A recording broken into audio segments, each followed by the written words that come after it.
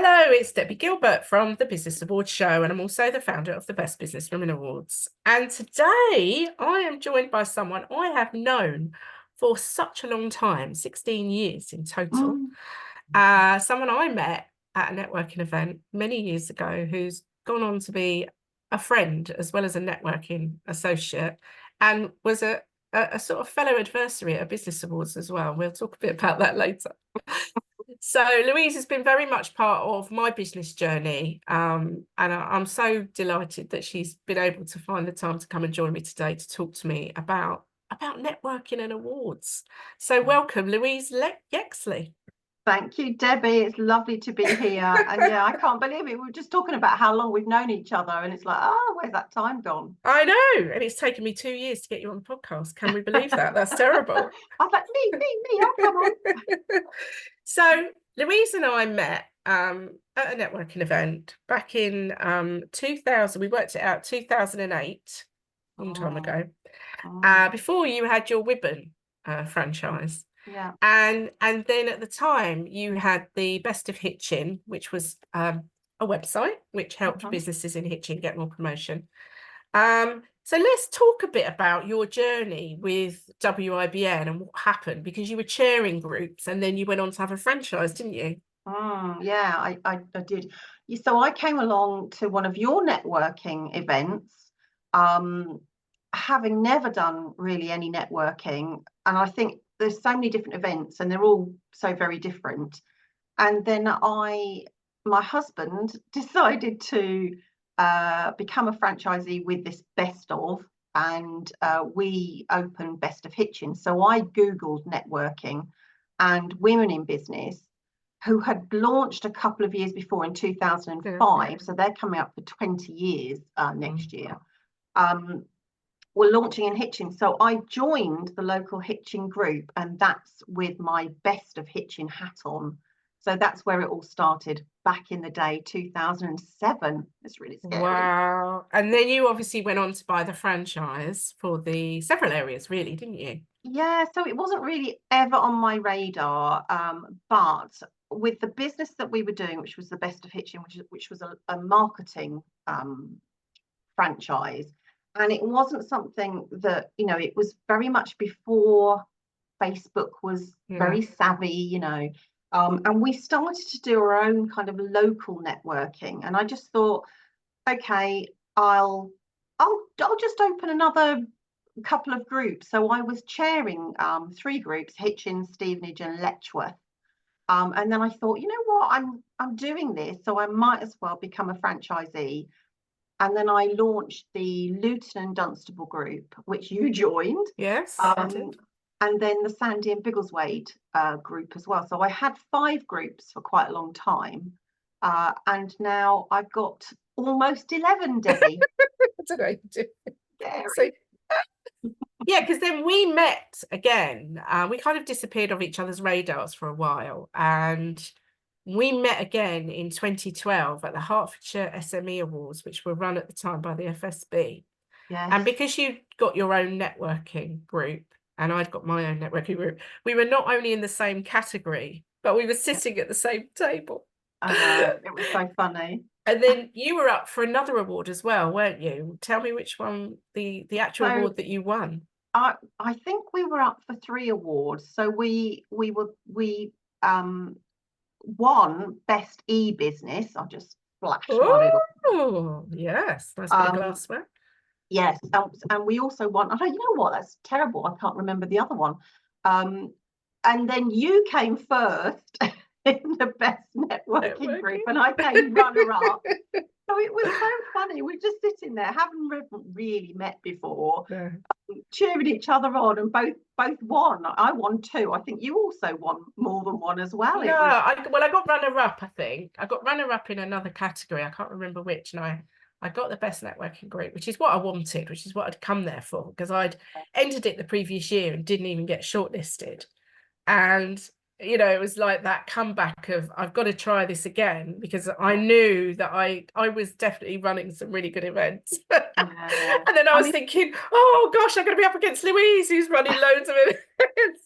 It was so funny. It was like, I think we'd also got another winner on the table. There was like 3 winners all It sitting was together. Justine from Carriad Marketing. Oh my gosh, I Yes, can't it was believe it. Justine. And she And won. So we were like the little winning table that yeah, night. we were. And actually, I had never been along to anything like that before. So just the process of going through it had been nerve-wracking. And then, you know, you sent, I think it was back in the day when you actually physically got your Yes, it and was. sent it, you know, Yeah. I think I drove it Posted it. down. Yeah, I think I drove it down because we had a big foam board with pictures of it and stuff like that. And the award ceremony itself, I just remember turning up thinking, oh, I've never done this before. I was so nervous, you know. But the euphoria, the kind of, oh my God, we've won, was amazing on the night. And I think I coasted off that feeling for at least, I don't know, 2 months, something like that. So going back to that time, was it the company that owned the Best Of, were they encouraging you to enter awards? Can you remember? Or was it just something you thought, do you know what, we should be No, doing this? I think we just thought ourselves, you know, this is something we should be doing. Best Franchisee was actually the other award that we won, because we'd been going for a couple of years. Well, we've been going for 4 or 5 years actually, and we'd done loads. You know, as a franchise, you obviously have guidelines of things that you need to do, but as individuals, you know, you bring your own personality to things, don't you? So we had done door drops, we had done booklets, we'd done billboards, we'd hosted our own networking events, we'd done training for our members, that type of thing. And I think we just thought, you know what, let's just shout about this. And actually, Debbie, the process of thinking what you have done is actually quite good, because you get bogged down with the daily stuff, and sitting down and writing down, well, I've done this and I've done that, and you know, we've helped people do this, actually made us think, well, you know what, pat ourselves on the back, we are pretty good at what we do. Yeah. And off the back of that, I mean, do you think that gained you more clients for the Best Of because you'd actually won an award? Yeah, I remember, I think the award ceremony, how weird is this? The award ceremony was on a Thursday evening, and I remember Yes. that because the very next day I was part of Hitchin Rotary Club, and the very next day one of the ladies went in. I had a hangover, so I didn't go to the meeting in the morning because obviously I was celebrating. And I just remember getting the Rotary Club members were basically congratulating me, saying, oh, it's amazing. So you kind of, you ride off the back of it. And I think there was you, myself, and Dee. I seem to remember Dee Dee Clayton, as well. yes. Yeah, she So was. we did a whole thing about, you know, 3 business women, multi-award winners. Do you remember it? It was, you know, so the PR alone is definitely worth, you know, the benefit, as well as, you know, how it makes you feel, and the fact you can put award winning, you know, everywhere. So I definitely think we got new clients, and it gave us a huge kind of credibility of being a professional business. Yeah, it gives you that extra level of credibility, which I think is so important. So let's think about networking and awards and how that fits together.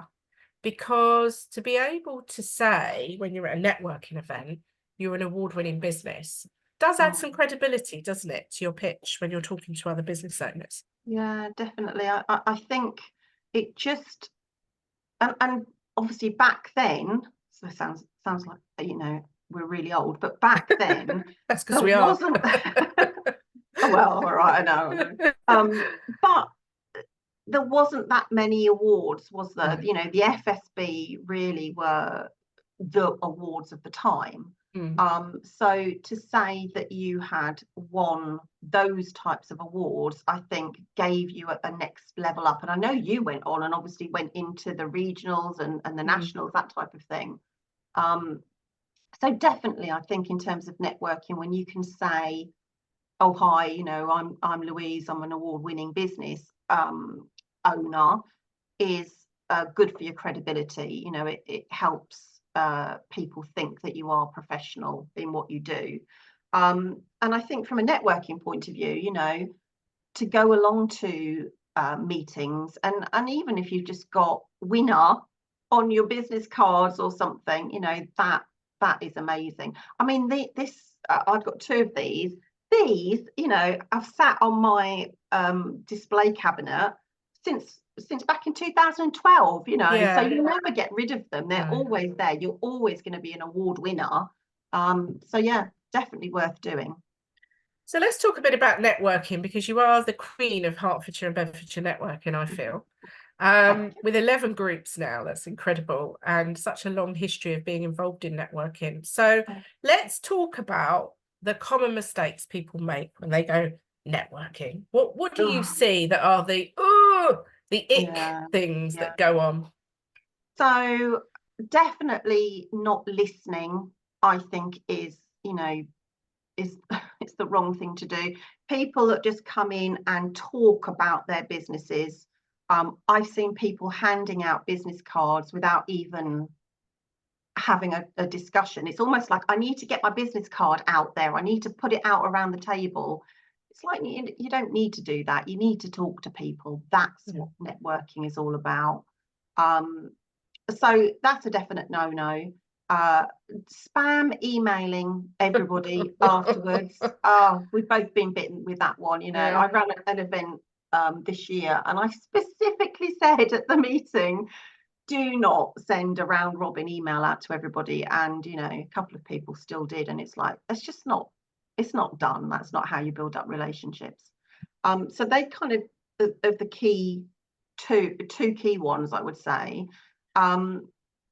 And I think that the most important thing is about building those relationships up over time. You know, people might expect to go away with business straight away, and you might be lucky, but how long have we known each other? You know, we started to work together to run the expos and do other things, you know, but that takes time, because I need to get to know you. You need to know that I'm, you know, capable and quality and will do what I've said I'm going to do. So yeah, time and effort. Talk less, listen more. That's such good advice. So if someone goes to a networking meeting, what's the number one thing they should do after the meeting, do you think? I think always follow up. You know, either if you're a member, follow up with all of the visitors, regardless of whether or not you see any synergies, because you don't know who they know. As a visitor, I think visitors expect the members to contact them, rather, because they might be a bit nervous about, oh, should I contact somebody? But yes, absolutely do. You know, it's about, again, having those relationships. So just offering something, or saying, you know, shall we have a chat type thing. It's not about selling to each other. It's about, you know, getting to know each other. So I think it's really important, either as a member or as a visitor to networking meetings, just follow up. At least do a follow up. You know, how many people have gone to events and they don't ever make contact with people? You might come away with a load of business cards or lots of LinkedIn contacts, and if you've never spoken to them subsequently, what's the point? What's the point of going? Exactly. Because, to be honest, the fortune is in the follow-up, without a doubt. It definitely is. So since the pandemic, obviously networking events are now available online as well as in person, and you're now heavily involved in a hybrid model. So talk to me about the difference between in person and online, and is there a difference actually? Yes and no. So obviously pandemic changed everything for everybody, and we all had to go online. So I think running my groups through pandemic was really important for the members, just because some of their businesses completely closed down, you know. So we continued to run those, and we learned from each other, and I think that was a really important thing, you know, trying to give of experience and knowledge, that type of thing, throughout that time that we were away. And then obviously when we started to come back, people were a little, it seems like forever ago now, it was a whole world away, but people were really nervous, you know, about, oh, I can't do that. So Women in Business kind of said, look, it's up to you whether you want to go back fully face-to-face or a bit of a hybrid. So I took the decision that we would go 8 and 4, so 8 meetings face-to-face and 4 online, but we're now moving back to more of a face-to-face thing. However, we also then did purely online national groups, which I run as well. And the difference obviously is the national groups never meet face-to-face, and they will have people from all over the place. So in my group, we've got people from Ireland and Spain, people from Devon and Luton and all over the place. And I think it takes more time to build up relationships if you're solely online, because we don't have the, you know, getting together over a coffee or a dog walk, or, you know, and the quirkiness of reading people's faces and how they actually are. When you're sitting in a little box like this, you know, it's a lot harder. I think there's a place for both, but I think and you know, specifically if your business doesn't have to be local, what you do is, you know, doesn't matter. I think national groups can work really well, and they obviously save a lot of time because you switch the laptop on and you switch it off straight afterwards. But what you do in between, I think you have to do more of. You know, you need to use your WhatsApp groups, and you need to have your one-to-ones on Zoom as much as possible. So I think there is a difference. And some people, I don't know, you're either in one camp or another. I think, you know, you're either a lover of face-to-face, or you want more time efficient and you're a lover of online. So yeah. I mean, from my point of view, obviously having been in your Luton group for many years and then relocating to Somerset, Luton would have been too far for me to travel, even for you, Louise, in a day. Oh.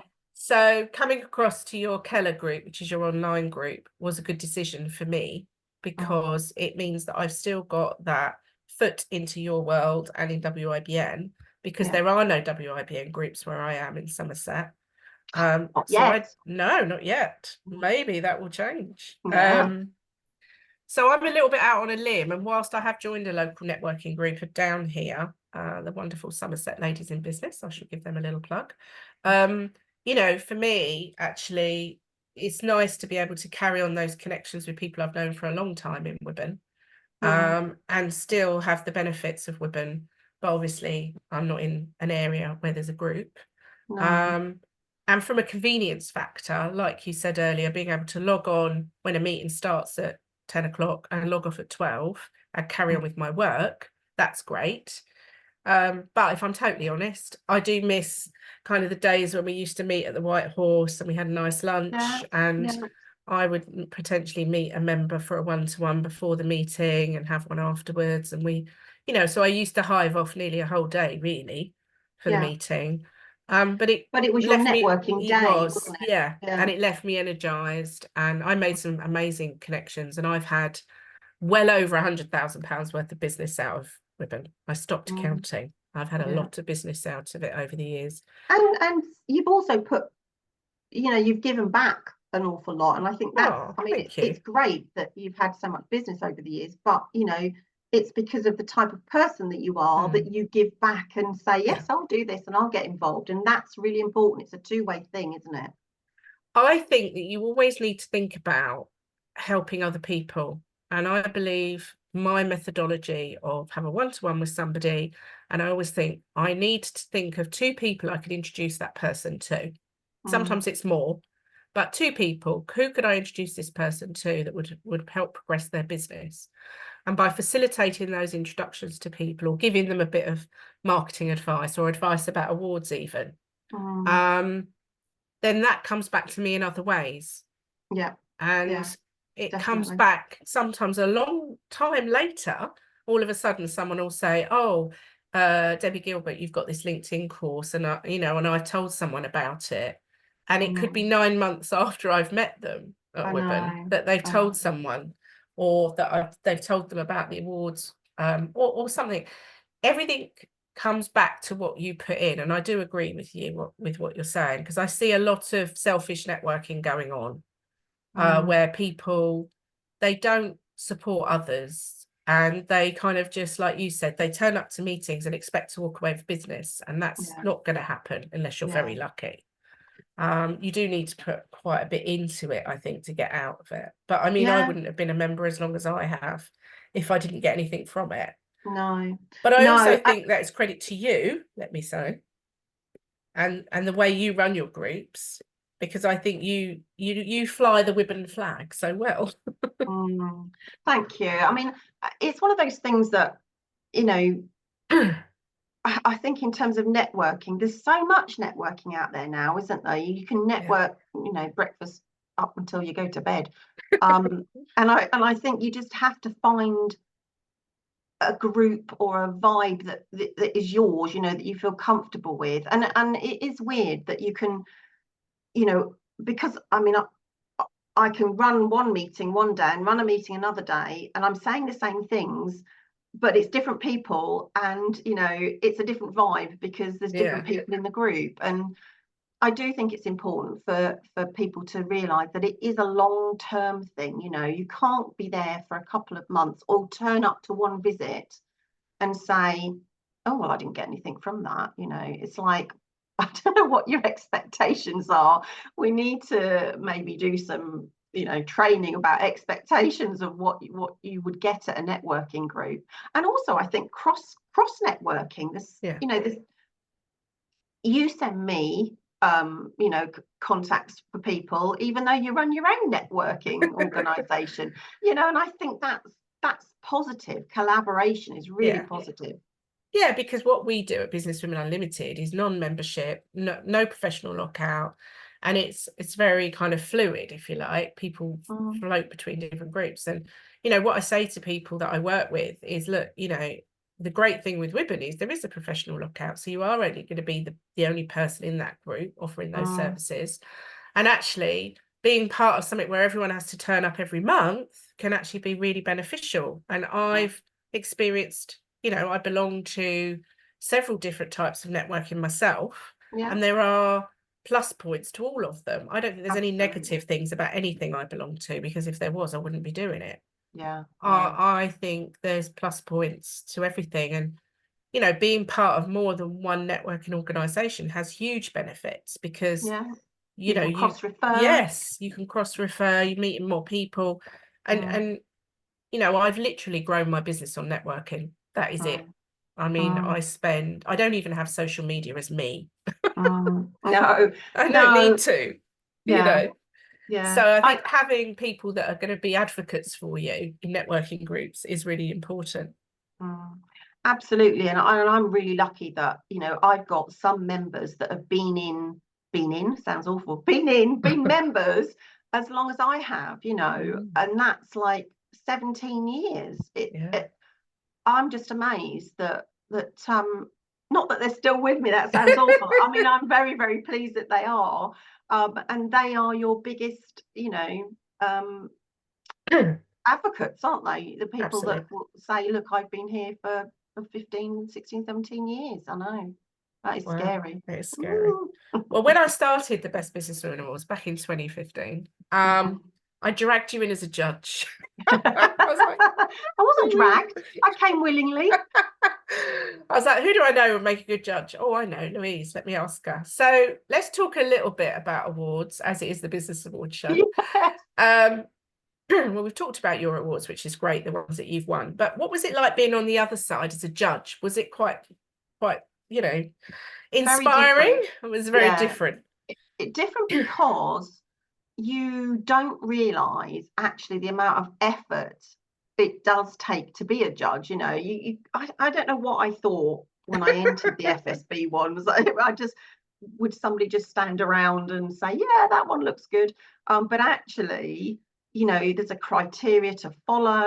You really, I mean, people have put so much effort into doing the entries that you need to give them, you know, time to actually go through it. And what I found was, because obviously you're given a couple of categories, so it's easier that way to sit down and understand the differences, because I think you know, you read a whole ream of stuff and then you read the next person. So you're going, well, this person's amazing and they've done all these different things, but actually so is this person's amazing in this different way.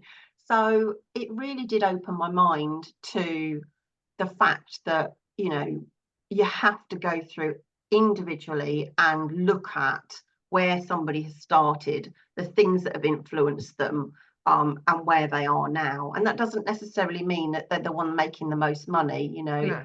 it's about lots of different things. So yeah, completely different. I didn't really know what to expect. And I just remember the first year we physically went to a venue and You sat did. down, Yeah, you did. and spent a day going through, you know, all of the, sat on a table with other judges, but we didn't talk about it with the other judges. You did your own thing. So it's very professionally done. Thank you. And of course, it's all online now, which means people get a little Yeah, bit more time to go through everything, because I think obviously being able to move it online was a good decision, because otherwise you are a bit more rushed when it's in person, I think. And I think if you do let people talk, there is a danger that somebody will influence your decision. yeah, And absolutely. that's why we don't sort of allow the judges to talk to each other about the entries, because we want people to be, you know, impartial and yeah, give their views yeah, and their scores, and then simply the person with the most scores with our awards wins the gold, yeah. and then the people with a certain level of points go through to the final and get a silver. Yeah. And you don't So know who else is judging, so there's no way of doing that. What I also like is that, you know, we're encouraged to contact the entrance and have a chat to them if we want. You know, I would go in and look at all their socials. So, you know, you can't put things in that aren't right, aren't true, because we will go in and we will actually check, you know, your social media pages and that type of thing. Go online and look at your returns and that type of thing on Companies House. So, you know, it is quite in depth, and obviously the whole scoring system as well. You know, it's good to be able to then go through and actually read everybody and then go, right, in my mind, this person, you know, needs a higher score here and that type of thing. And then you've got, you know, you've got your top three as such. But my top three might not be somebody else's top three. Somebody else's, yeah. It all tends to work because you tend to see the same people rise to the surface between all of the judging. And generally it's always like, it would normally be one of your top three would probably be the winner, you know, if it wasn't the top one. So what we tend to find anyway most years. So we like to finish the podcast with a business tip. And I mean, you're a long time running your own business. Obviously, we've talked all about networking and we know that's really important. But is there one other tip that you could share today with people listening that's really helped you through the past 16, 17 years of running your own business? I mean, I would say just say yes to opportunities. You know, it's so easy to say no. And you just don't know what opportunities there are out there. If you say yes and then worry about it afterwards, you know, I think that's a good thing. I think grab everything as much as you can. Just say yes, and then go, you know what, I've done this. This is a little bit different. It's something that I wouldn't have done before. So definitely say yes. You know, say yes to lots of opportunities. And also, you know, follow up. Make sure that you follow up with everybody. Do the things you say you're going to do, because you'll soon get a reputation if you don't. So be the person that says yes and do the follow up. Oh, I love that. Listen, Louise, it's been amazing knowing you for the past 16 years and working with you on the expos and being part of your groups. You are an incredible female entrepreneur, and I feel blessed to have you in my network. So thank you today for coming on to the Business Awards show. And I wish you continued success with WIBN. And you've got a launch coming up soon in Welling. So if you're Welling Garden City area, check out Louise. And she's also got groups in. You can list them off now. Go on, I've got to remember them now. Stevenage, Hitchin, Letchworth, Sandy Biggleswade, Luton, St Albans, Hertford, Welling Garden City. I've missed someone off now, so sorry. Keller is the online National, one. Come and join us in Keller National. There you go. And if you're not based in any of those areas, but you are based in the UK, or actually if you're not based in the UK, because you can be part of their online groups wherever you are, have a look at the WIBN website. It lists all of the various groups they have across the UK. There are how many groups now, Louise, across the UK? Over 80 now, Over and groups 80. launching all the time. Yeah. Wow. So well, we will groups put the launching in. details into the show notes. Yeah, you've got some more Brilliant. launching. What areas are they launching in now? Birmingham, I think, and some more in London, in Wimbledon, and other places as well. So yeah, lots Excellent. happening. So there's bound to be a group near you, and if there isn't, go and have a look at the online groups, because they have a number of those, and they're all named after famous women, aren't they? Which I love. They are, yes. So We Are yes. Keller, named after the wonderful Helen Keller. And then they have right. Nightingale. What are the other ones? Pankhurst. I want to say Boudica, but Boudica. I don't. Boudica. Boadicea. Boadicea. Boadicea. So have a look at those as well. So there will be an opportunity for you in those. And they also run some great online coffee mornings and all sorts of other events. Louise has got a special event in August, which has one of our previous winners speaking, the lovely Sarah Ellis, who won our charity champion category back in 2019, will be sharing her tips in August at your summer event. So brilliant. Go and check them all out. Yeah. Networking at its best. Exactly. So thank you, Louise. Thank you very much for joining me today. Thank you, Debbie. Thank you for having me. Bye. Bye.